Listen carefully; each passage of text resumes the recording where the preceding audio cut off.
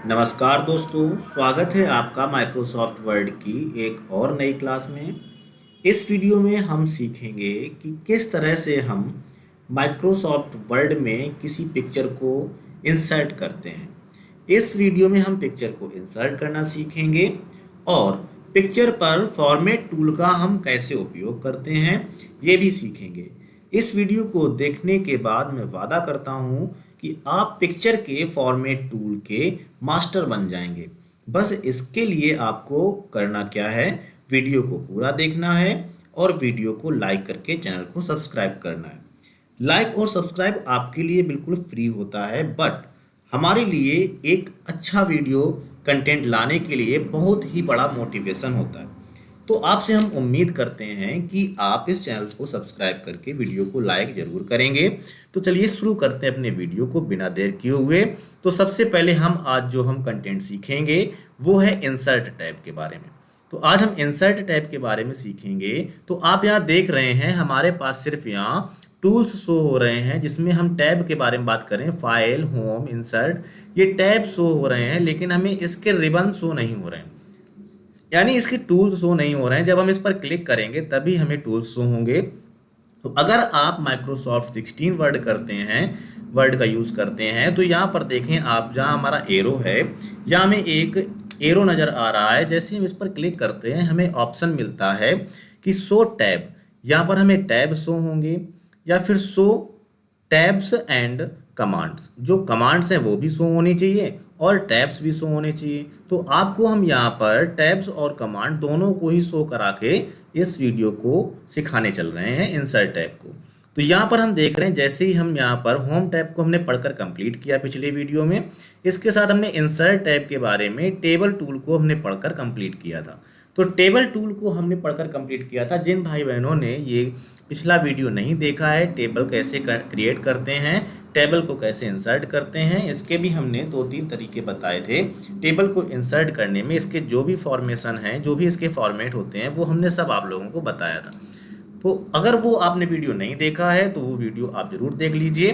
तो आज हम सीखेंगे कि एमएस वर्ड में हम पिक्चर को कैसे इंसर्ट करते हैं। तो पिक्चर को इंसर्ट करने के लिए सबसे पहले हमें इंसर्ट टैब पर क्लिक करना होगा। इंसर्ट टैब के बाद हमें पिक्चर ऑप्शन को चूज़ करना होगा। यहाँ पिक्चर को इंसर्ट करने के लिए हमारे पास 2 ऑप्शन होते हैं। या तो हम इस पिक्चर पर क्लिक करें, तो इसमें जब हम क्लिक करेंगे तो जो हमारे डेस्कटॉप में पहले से ही कुछ पिक्चर सेव हैं, तो वही पिक्चर्स हम यहाँ से इंसर्ट कर पाएंगे। लेकिन जैसे ही हम ऑनलाइन पिक्चर पर क्लिक करते हैं तो यहाँ पर हमें ऑप्शन मिलता है कि ऑनलाइन पिक्चर को हमें सर्च करके यहाँ पर ऐड करने के लिए। जैसे अगर हम यहाँ से कोई भी पिक्चर को सर्च करते हैं, तो हमने यहाँ पर RAT लिख के सर्च किया, तो यहाँ हमें पिक्चर मिल गई और हम इस पिक्चर को चाहें तो डबल क्लिक करके इस पिक्चर पर हम इसको उस पर जो पेज है, हम पेज पर इंसर्ट कर सकते हैं। इस पर हमने क्लिक किया और हमने इसको इंसर्ट पर क्लिक किया, तो ये पिक्चर यहाँ से अब डाउनलोड होगी। ऑनलाइन डाउनलोड होने के बाद ये पिक्चर माइक्रोसॉफ्ट वर्ड पर यहाँ इंसर्ट हो जाएगी। एक चीज़ मैं आपको बता दूँ, जैसे हमने इस पिक्चर को सिलेक्ट किया तो हम देख रहे हैं यहाँ पर हमारे पास एक नया टैब ओपन होकर आ गया, जो है एक फॉर्मेट टैब। अगर हम इस पिक्चर को डिसेलेक्ट कर दें, यहाँ से पिक्चर को कहीं दूसरी जगह बाहर क्लिक कर दें, तो हम देखते हैं पिक्चर हमने जैसे ही डिसेलेक्ट किया तो तुरंत ही यहाँ से फॉर्मेट टैब हट गया। जैसे हम पिक्चर पर क्लिक करेंगे तो तुरंत फॉर्मेट टैब आ जाएगा। मतलब जब हम पिक्चर को एडिट करना होगा तो हमें पिक्चर को सिलेक्ट करना होगा। तो ऐसे ही हमने अगर ये ऑनलाइन पिक्चर को सिलेक्ट किया है तो हम सबसे पहले ऑनलाइन पिक्चर पर गए थे, तो अब हम Ctrl+Z को प्रेस करते हैं, कंट्रोल के साथ में Z को, तो हम बैक जाएंगे। तो हम यहाँ पर अब सीखेंगे कि जो हमारे सिस्टम पर या हमारे लैपटॉप कंप्यूटर में पहले से ही पिक्चर सेव हैं उनको इंसर्ट कैसे करेंगे। तो सबसे पहले देखें, यहाँ पिक्चर ऑप्शन पर क्लिक करेंगे। तो जैसे पिक्चर ऑप्शन पर क्लिक करेंगे, यहाँ पर हमें जो भी पिक्चर्स दिखाई दे रही हैं, इन सब को हम चाहें तो इनमें हम किसी पर भी क्लिक करेंगे तो हमें फिर ओपन का ऑप्शन या इंसर्ट का ऑप्शन मिलेगा, तो हम इस पर क्लिक करेंगे। तो जैसे हम इंसर्ट ऑप्शन पर क्लिक करेंगे तो ये हमारे पास एक इमेज इंसर्ट हो जाएगी। अब हम इसमें हमने इंसर्ट कर लिया इमेज को, तो सबसे पहले हम इस इमेज के बारे में जान लें। तो इमेज में हमें देख रहे हैं जगह जगह पर हमें ये नोब देखने को मिल रहे हैं, हर एक कॉर्नर पर नोब मिल रहा है। हर एक कॉर्नर पर एक अलग अलग नॉब मिल रहा है, 4 कॉर्नर हैं तो हमें ये 4 नॉब मिल रहे हैं। इसके साथ हमें यहाँ बीच की एजेस पर भी ये नोब नज़र आ रहे हैं। इनका यूज़ क्या होता है कि जैसे हम किसी भी कॉर्नर वाले नोब को पकड़कर खींचते हैं तो इस पिक्चर का जो रेशियो होता है लंबाई और चौड़ाई का, लंबाई चौड़ाई का जो रेशियो होता है वो उतने ही रेशियो में पिक्चर बढ़ती है। लंबाई भी बढ़ेगी, चौड़ाई भी बढ़ेगी, दोनों ही बराबर रेशियो में बढ़ती है और घटती है। अगर हम कम करेंगे बराबर रेशियो में कम होगी।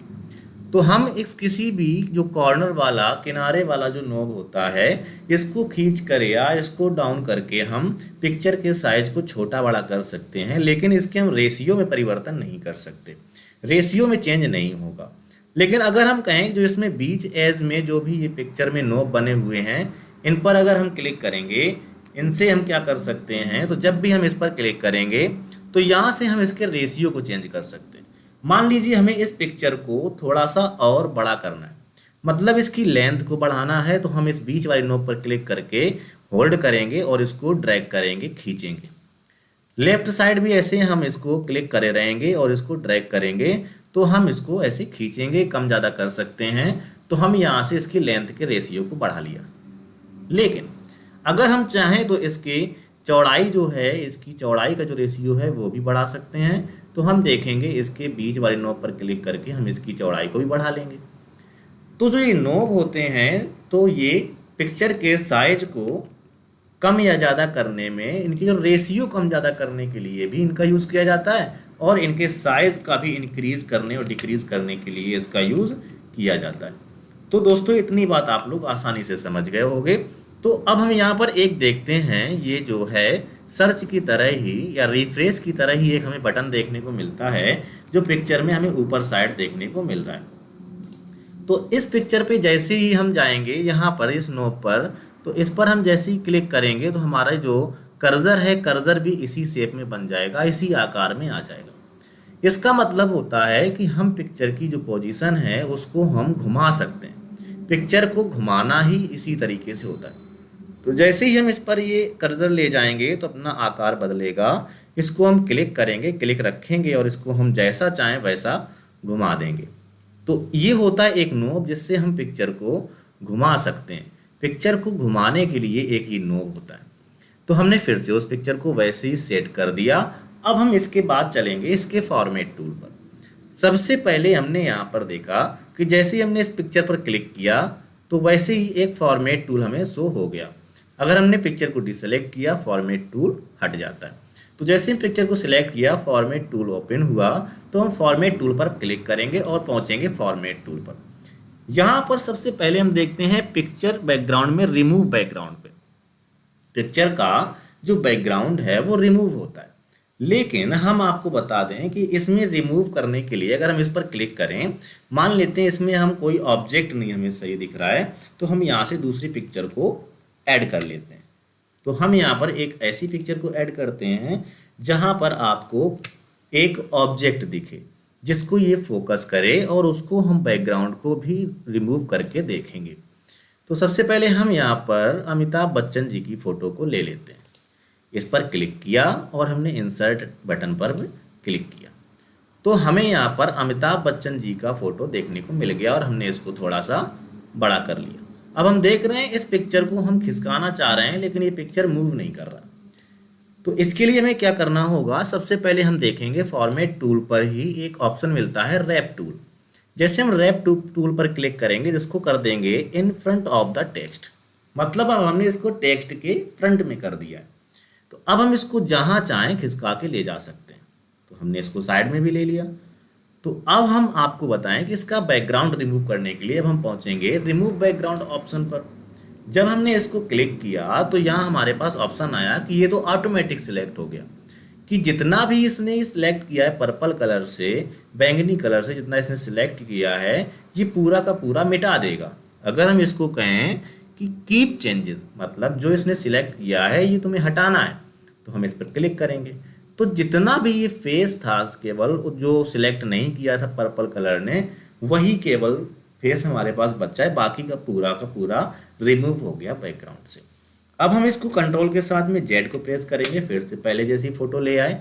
लेकिन अगर हम चाहें तो इसमें कुछ चीज़ें हटा सकते हैं, जैसे कि इसमें बैकग्राउंड, रिमूव बैकग्राउंड पर क्लिक किया। अब हम देख रहे हैं इसमें कुछ ज़्यादा सिलेक्ट हो गया। इसमें हम कुछ मैनुअली भी सिलेक्ट करेंगे। मैनुअली हम इसको रिमूव करेंगे बैकग्राउंड को। कैसे करेंगे आइए देखते हैं। तो सबसे पहले हम यहाँ देखेंगे प्लस के ऑप्शन पर जो मार्क एरिया टू कीप, हमें वो एरिया को मार्क करना है जो हमें रखना है फोटो में। तो अब हम यहाँ से देखें, मार्क करें फोटो पे। यहाँ से हमने सोचा कि हमें इतना फोटो चाहिए, ठीक। तो भैया इतना फोटो हम यहाँ से इसको मार्क किए ले रहे हैं कि इतना फोटो हमें चाहिए। इस पर क्लिक किया और यहाँ पर आए और यहाँ से हमने मार्क कर लिया कि भैया इतना फोटो हमें चाहिए। जितना मार्क करेंगे वो पूरा का पूरा फोटो रहेगा हमारे पास। तो इससे हम यहाँ पर जितना मार्क करेंगे उतना हम बचा सकते हैं रिमूव होने से। तो भैया जितना हमें चाहिए उतना हम यहाँ से रिमूव कर देंगे और हमने इसको रिमूव कर दिया। जितना भी हमें चाहिए उतना हम रिमूव कर देंगे, बाकी सारा का सारा अपने आप रिमूव हो जाएगा। तो अगर हम मान लो इतना ही चाहते हैं कि इतना हमें रिमूव करना है, तो हमें यहाँ पर देखो, यहाँ पर अपकीप चेंजेस पर करेंगे तो वही उतनी ही पिक्चर जितना हमने सिलेक्ट किया था सिर्फ उतनी ही पिक्चर बच गई। जितना भी पर्पल कलर रह गया था सिर्फ वही रिमूव हुआ। तो ये रिमूव होता है बैकग्राउंड का। वैसे MS वर्ड में बैकग्राउंड रिमूव करना बहुत थोड़ा टफ हो जाता है। इसमें जब आप लगातार प्रैक्टिस करेंगे माउस के साथ तभी आप इसको अच्छे से कर पाएंगे। वैसे अगर हमें बैकग्राउंड को रिमूव करना हो तो आज के टाइम पे काफ़ी सारी एप्लीकेशंस हैं, जैसे गूगल पर डायरेक्ट आप साइट के थ्रू भी इसके बैकग्राउंड को रिमूव कर सकते हैं। तो चलिए इसके बाद हम चलते हैं अगले टूल पर। इसमें जैसे हमने यहाँ पर आप लोगों को बताया कि जैसे हमने ये फ़ोटो को हमने इंसर्ट किया और इस पर हमें कुछ चेंजेस करना है, तो फॉर्मेट पिक्चर पर जाएंगे। फॉर्मेट पिक्चर में आता है ऑप्शन एक करेक्शन। जैसे हम करेक्शन पर क्लिक करते हैं तो यहाँ पर इमेज के कुछ पैटर्न आ जाते हैं। इमेज की शार्पनेस क्या है, इमेज की ब्राइटनेस हमें क्या चाहिए, अपने अकॉर्डिंग हम इसमें देख सकते हैं।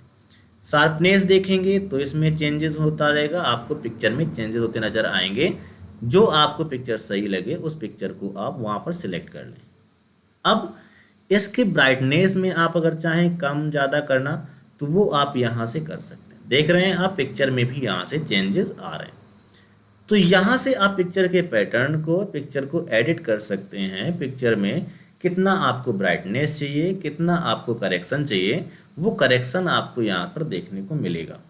मान लीजिए अगर हमें ये पिक्चर चाहिए तो इसको हम जैसे ही क्लिक करेंगे तो ये पिक्चर उसी तरीके से उसी फॉर्मेट में आ जाएगी। इसके बाद हम फिर से कंट्रोल के साथ जेड प्रेस करते हैं और हम पहुंचते हैं फिर नेक्स्ट ऑप्शन कलर। यहाँ से हम पिक्चर के अलग अलग कलर को चूज कर सकते हैं कि कैसे हमें पिक्चर को अलग अलग कलर में चाहिए। यहाँ से आप कलर को फॉलो करके देख सकते हैं।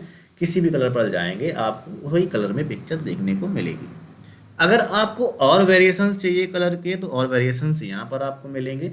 इसके वेरिएशन में आप लोग यहाँ से इस कलर को चूज कर सकते हैं। जो ये कलर पैलेट आपके सामने ओपन हो गया डायलॉग बॉक्स की तरह। इसके बाद अगर हम कहें जो ये आर्टिस्टिक इफेक्ट होते हैं ये भी इस इमेज में इफेक्ट का ही काम करते हैं। जैसे इस पर आप इफेक्ट डाल के देख सकते हैं, कुछ ब्लरिंग इफेक्ट होंगे या फिर कुछ अलग अलग इफेक्ट होंगे। देख लीजिए जैसे ये ब्लरिंग इफेक्ट है, उस अलग अलग इफेक्ट में आपको किस इफेक्ट में पिक्चर को चाहिए वो सारे इफेक्ट आपको आर्टिस्टिक इफेक्ट यहाँ पर मिलेंगे जो एक पेज पर होते हैं।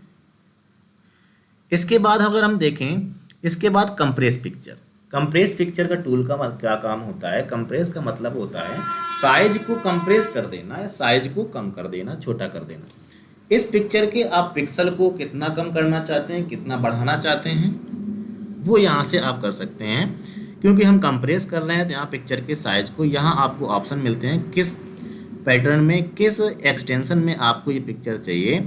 तो ये आपको यहाँ से सिलेक्ट करने होंगे और फिर हमें यहाँ पर ओके करना होगा। तो ये पिक्चर का जो कंप्रेशन है वो शुरू हो जाएगा और पिक्चर का साइज थोड़ा हो जाएगा।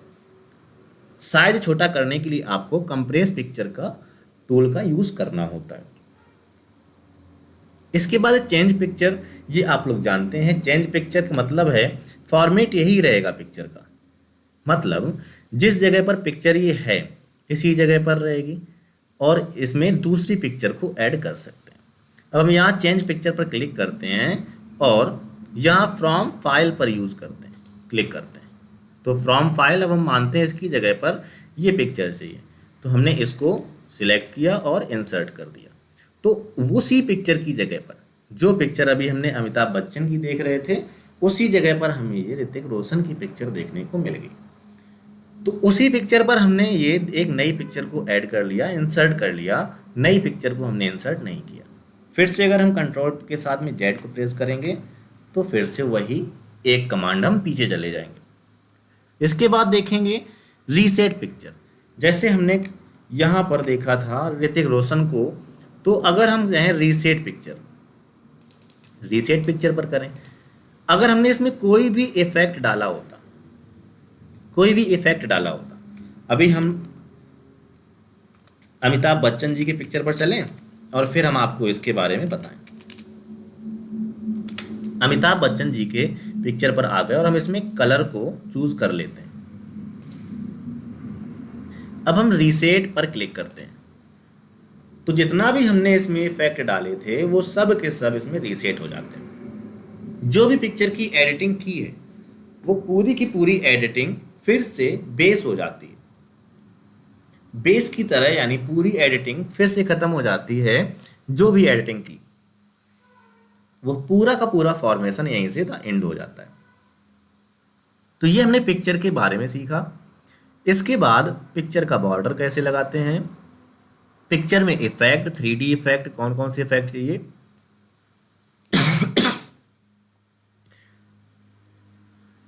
हर एक इफेक्ट यहाँ पिक्चर का मिलेगा। जैसे आप किसी भी इमेज पर कोई भी इफेक्ट यहाँ पर रख सकते हैं।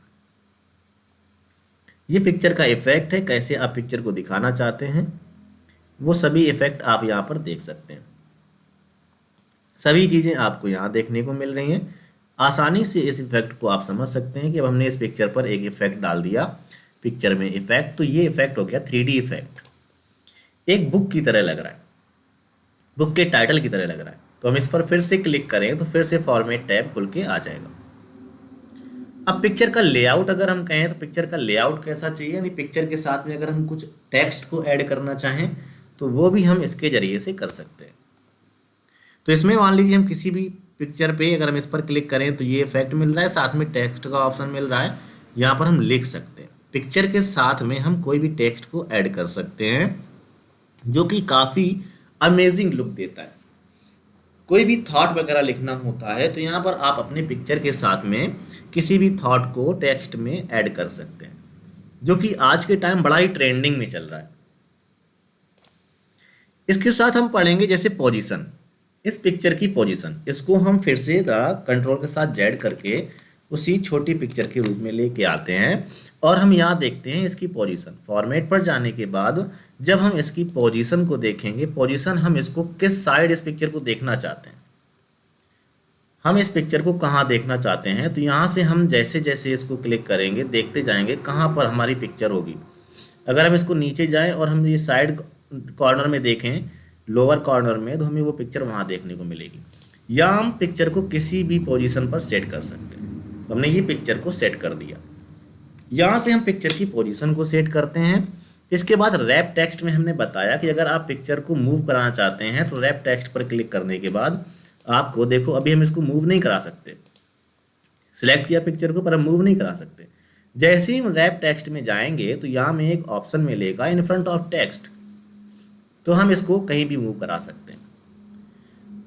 ब्रिंग फॉरवर्ड पिक्चर को, जैसे कोई अगर हम यहाँ पर टेक्स्ट टाइप किए होते तो टेक्स्ट अगर टाइप किया है तो उसके फॉरवर्ड या उसके बैकवर्ड इस पिक्चर को चाहते तो टेक्स्ट के पीछे कर सकते हैं, टेक्स्ट के आगे कर सकते हैं। तो हमें इस पिक्चर की पोजीशन सेट करना होता है आगे पीछे या फिर टेक्स्ट के साथ में। यहाँ पिक्चर का अलाइन होता है और यहाँ पिक्चर का साइज होता है। पिक्चर का आप साइज यहाँ पर मैन्युअली भी टाइप कर सकते हैं। पिक्चर का क्रॉप करने के लिए आपको यहाँ पर क्रॉप ऑप्शन पर जाना होगा और पिक्चर को यहाँ से हमें क्रॉप करना चाहें तो क्रॉप कर सकते हैं। तो उम्मीद करते हैं कि ये वीडियो आपको आसानी से समझ आया होगा, क्योंकि इसमें हमने सिर्फ इंसर्ट टैब के बारे में बताया और पिक्चर को इंसर्ट कैसे करते हैं और पिक्चर का फॉर्मेशन सिखाया।